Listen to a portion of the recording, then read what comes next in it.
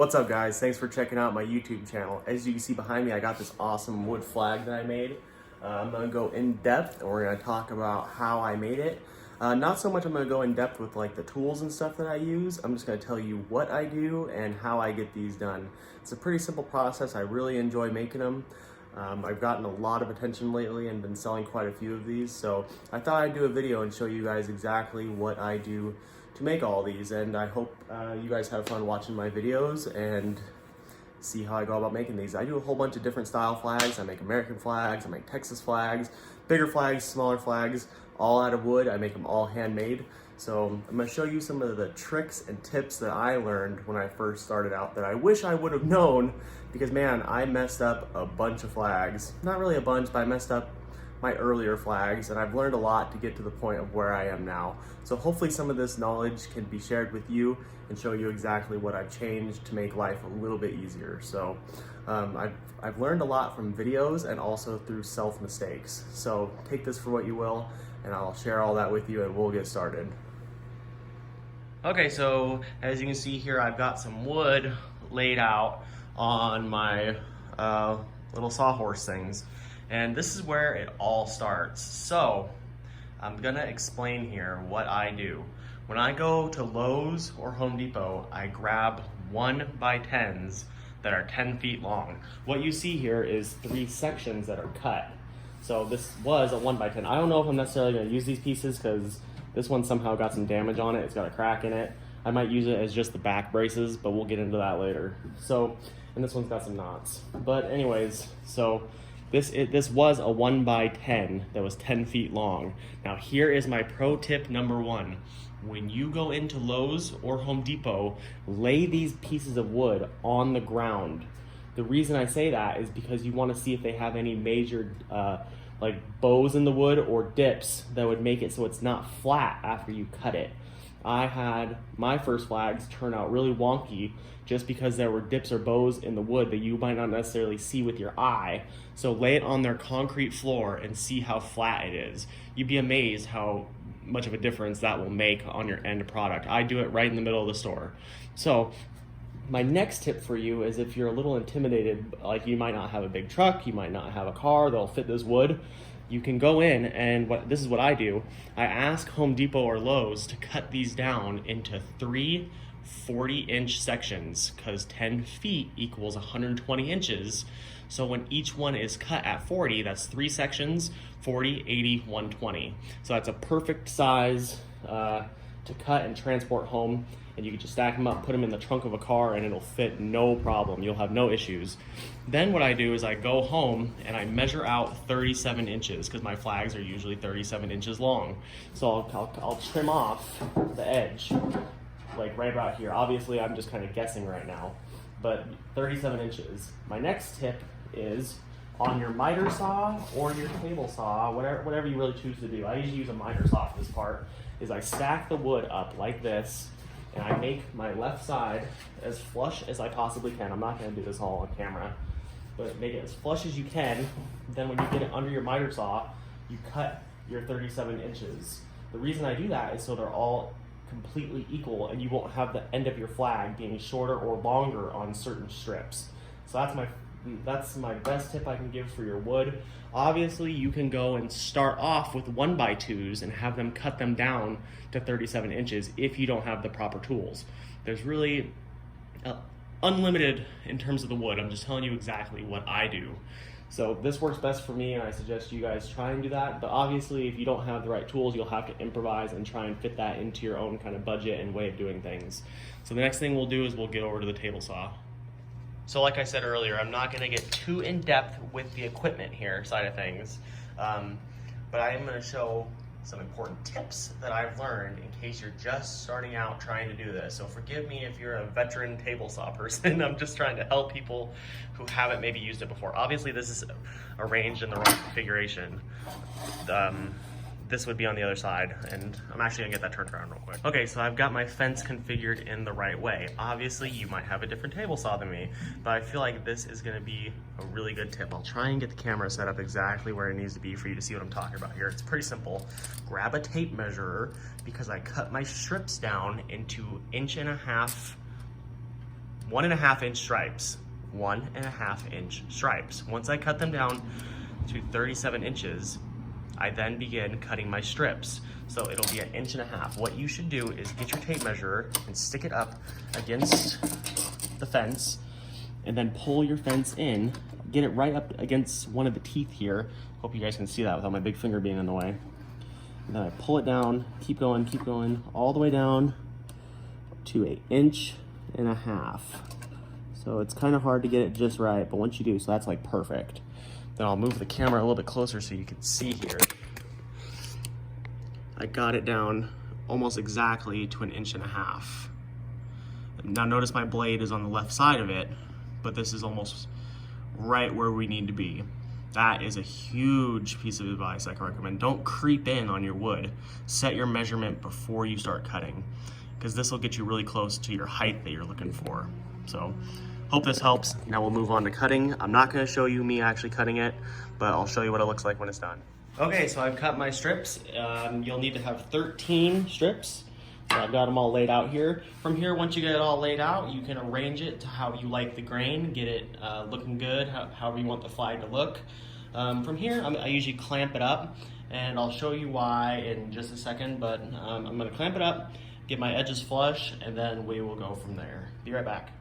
Okay, so I've got it clamped up here loosely, not very tight. The main important part right here, and here's your another pro tip here, is this is gonna be your union side. So what I do is I come and I clamp it up, and I go through and just tap along this edge to make sure it's all flush. Because that's gonna be important, because then your stripes and your lines will be way more crisp. Doesn't really matter too much down here right now. Very loosely clamped, like I said. And then what I do is I take my union, bring it up to the edge right here, and it should fit 7 stripes. 1, 2, 3, 4, 5, 6, 7. This one fits them perfectly. So then I just get it as close to the edge and lined up as I can. Then if I can find my pencil. Be right back, gotta find my pencil. Okay, found my pencil. I just use a mechanical pencil, come up to the edge, hold it down, try and keep it straight. Get your line, oh, I moved it. Okay. Get it going right back. Okay, I'm happy with that. Line. Straight down to the 7th stripe. That looks good to me. And you can move this, and then you can remove your clamps. Oh, for now, move these. And from here, what I do, and this will help you along the way too. You don't have to do this, just something I do. Keeps me organized, keeps me prepared, because you might move some stuff during painting and stuff, as I number each one. 1, 2, 3, 4, 5, 6, 7, 8, 9, 10, 11, 12, and 13. Then from here, it's time to give them a burn, so you can spread out a little bit here. Doesn't have to be like super spread out. Now, this person that's buying this flag for me actually wants a more rustic look. So normally I prefer a nice even burn, nothing too big and crazy. But for him, we're gonna go ahead and give it a little more of a rustic look, because that's what he's hoping for. I use this little Dremel torch right here. I can't recommend this torch enough. I saw someone else use it on YouTube. It's a great little torch to use. I can do a review on it later. It refills from the bottom, and really it lasts a long time. So I use this. You can use the bigger torches, but so we'll just go ahead and get this going here. Now what I like to do is I like to give the edges a little bit darker of a burn. Makes it look a little bit more rustic. Edges. And then you kind of get the point here.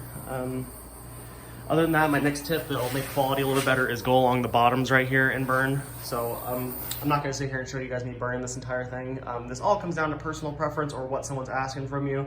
So I'm gonna get these burned and I'll show you what it looks like. Okay, so far I went ahead and I burned the lower portion of it. Again, this is a little bit more deeper of a burn because the person that's buying this wants it to be a little bit more rustic. So this is gonna look really cool for him. But other than that, I learned a tip from someone on YouTube. I forget his name. I think his name is John Builds It. I checked out his video. And you can use razor blades. I actually just put them on the line and just lightly tapped them in with a hammer. And there's actually an art to that, so you gotta kind of learn that. So if that doesn't work for you, you can use tape. I use tape sometimes, but the thing that I recommend if you do with tape, put it on your lines and make sure you really press it down hard. And sometimes you might even be better off using 2 layers of tape. Reason is, when you go to put your wood stain on it, it might bleed through and get into your other stripe. So I went ahead and I put my blades on first. Now I'm gonna go ahead and finish off my burn on these stripes, and then we'll get back and we'll begin staining. From here, we like to use Minwax Navy Blue and Minwax Crimson for the red stripes. And it's just every other red, white, blue. And we'll remove the white stripes down here. Just add a heavy coat, and you can wipe it off if you want. Wipe off the excess like the instructions say. I just usually spread it out so it's even and there's no clumps. And then I'll show you what it looks like when it's done. Make sure you stir it too with like a stir stick or something. So once you go ahead and get them all painted, another little tip that makes your flags look a little bit nicer is to make sure you paint the edges right here. And then at the top, I'll move so you guys can see. You can see how I painted or stained it with blue down here, red down there. And then on the bottom one, it's just all red because it's a completely red stripe. So then, like I said, I don't let this dry all the way. It recommends a lot longer time. I personally find that it's relatively dry and at least handleable after like an hour maybe. It doesn't take too long. I mean, the paint's obviously still gonna be a little bit soft, so you gotta be careful. And usually when I pull these razor blades out, there's still a little bit of white that shows, but I'll show you how you can fix that. You can just grab a toothpick and recoat some of those edges. So get that, and I gotta go over here and grab my other stripes. 8. Okay. And put this guy right here. 8, 10. This is why it helps also to number them. And this one looks pretty rustic. I like it. So hopefully he likes how it turns out. So still might burn a couple more edges. Get it all squared up here so I can show you guys exactly what it should look like. So that's looking pretty good. I'm happy with it. Let me see how we look over here at this angle.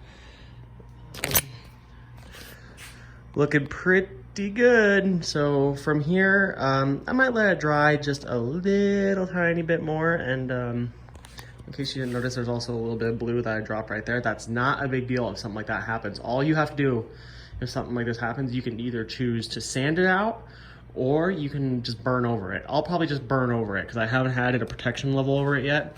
So pretty easy stuff. And that's just a little tiny little smudge that got on there. It happens. Other than that, I try not to move my stripes around too much while painting because then you'll get some all over the back of it. I burn the back anyways, but overall I think it's turning out pretty good. So we'll let it dry up and then we should be able to get the back braces on. So we'll be right back.